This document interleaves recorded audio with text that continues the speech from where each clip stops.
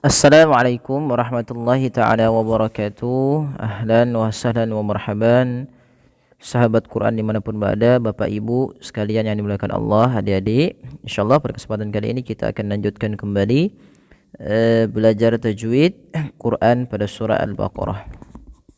Baik, kita akan mulai dengan isti'adzah dan basmalah. Mudah-mudahan dapat membantu daripada teman-teman Bapak Ibu sekalian dalam belajar Al-Quran dan ilmu tajwid.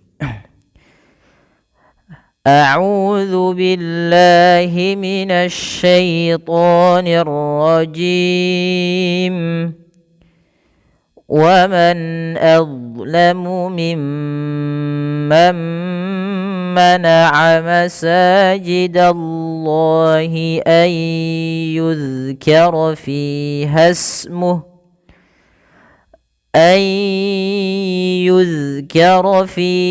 اسمه وسعى في خرابها أولئك ما كان لهم أن يدخلوها إلا خائفين لهم في الدنيا خزي ولهم في الآخرة عذاب عظيم. Baik, kita akan urai satu persatu daripada hukum tajwid pada ayat ini. Yang pertama, perhatikan pada lafal waman azlamu. Ya, di sini maaf bukan mad tabi'i tapi di sini izhar ya teman-teman. Ini kami salah memberikan tandanya, yaitu kita namakan di sini hukum tajwidnya berupa bacaan izhar halqi, yaitu dengan memperjelas bacaan suara nunnya, diperjelas dengan baik. Karena izhar itu artinya berasal dari kata azharu yudhiru, artinya al-bayan wal wuduh, artinya jelas. Berarti di sini apa yang diperjelas, yaitu kita mengeluarkan bunyi suara nun itu daripada makhrajnya dan diperjelas. Wa man azlamu. Nah, kemudian pada lafal huruf dha, hati-hati teman-teman, jangan menggantinya dengan huruf zai gitu ya. Wa man azlamu, dia bukan az tapi dha ya. Allah tibil ya, tebalkan azlamu. Wa man azlamu mimman mana'. Kemudian lafal mimma, di sini ada bacaan gunnah pada lafal mim berharakat tasydid. Maka teman-teman, ketika kita membaca mim tasydid ini, itu perlu ditahan suara gunnahnya ya, atau memahan suara mimnya. Mimma, tidak langsung mimman mana'a. Kebanyakan kita mungkin kadang terlupa tidak menahan mimnya, harusnya ditahan dulu. Inilah yang dinamakan dengan gunnah. Mana'a.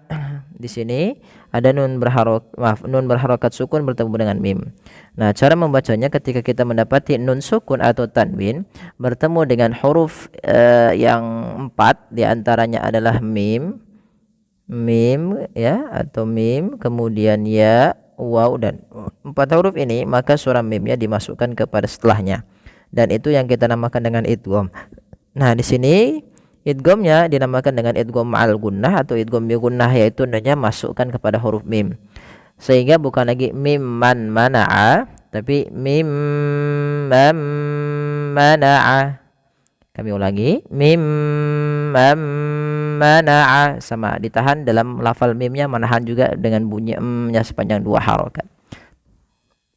Kemudian masajidallahi, ada sin berharokat fathah bertemu dengan alif, maka di sini mad tabi'i panjangkan 2 harokat.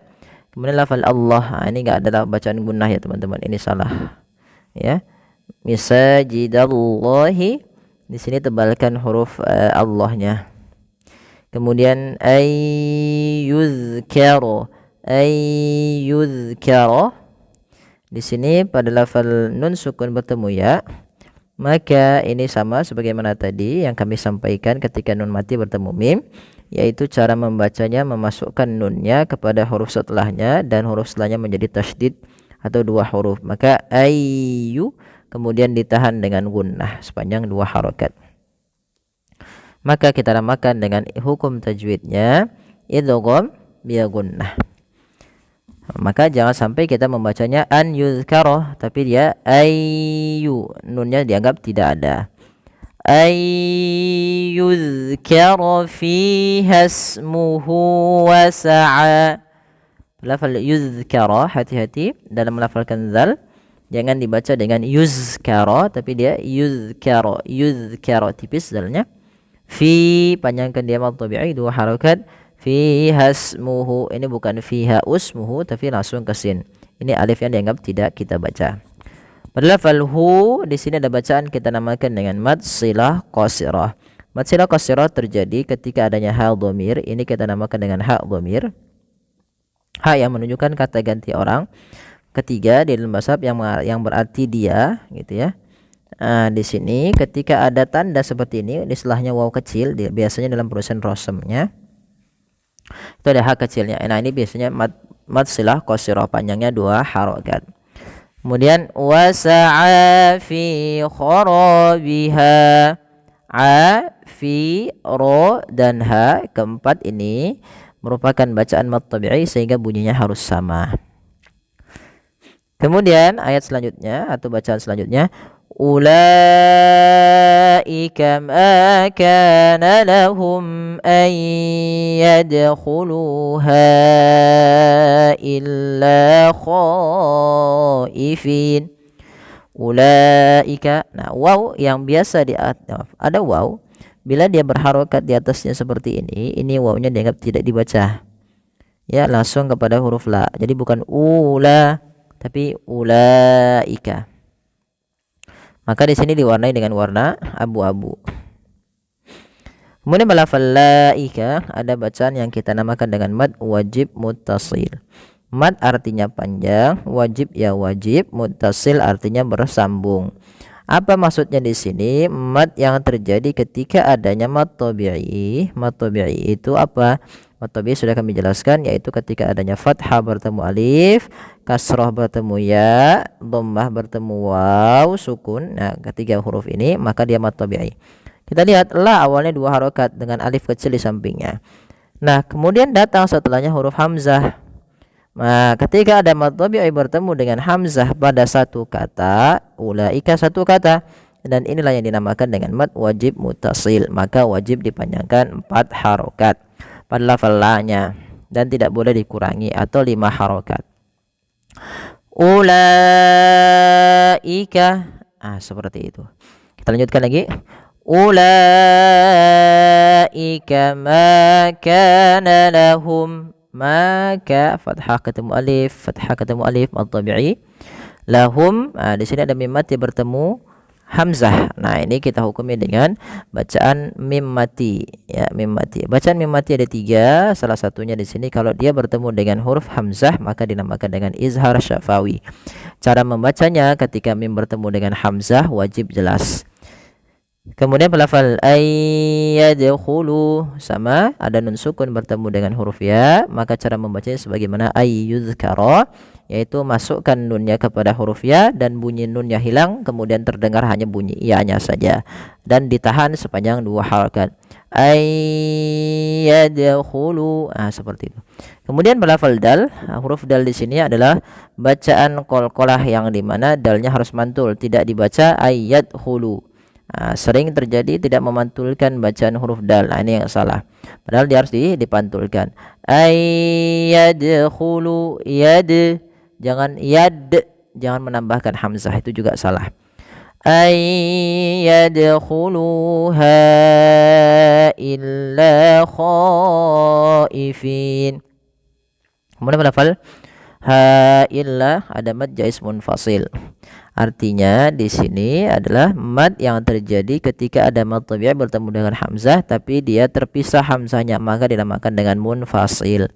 Munfasil itu artinya terpisah. Apa yang terpisah? Hamzahnya tidak pada satu kata sebagaimana tadi ulaika, maka dinamakan jaiz. Nah, di sini kita berapa harokat? Sama, panjangnya 4 atau 5 harokat.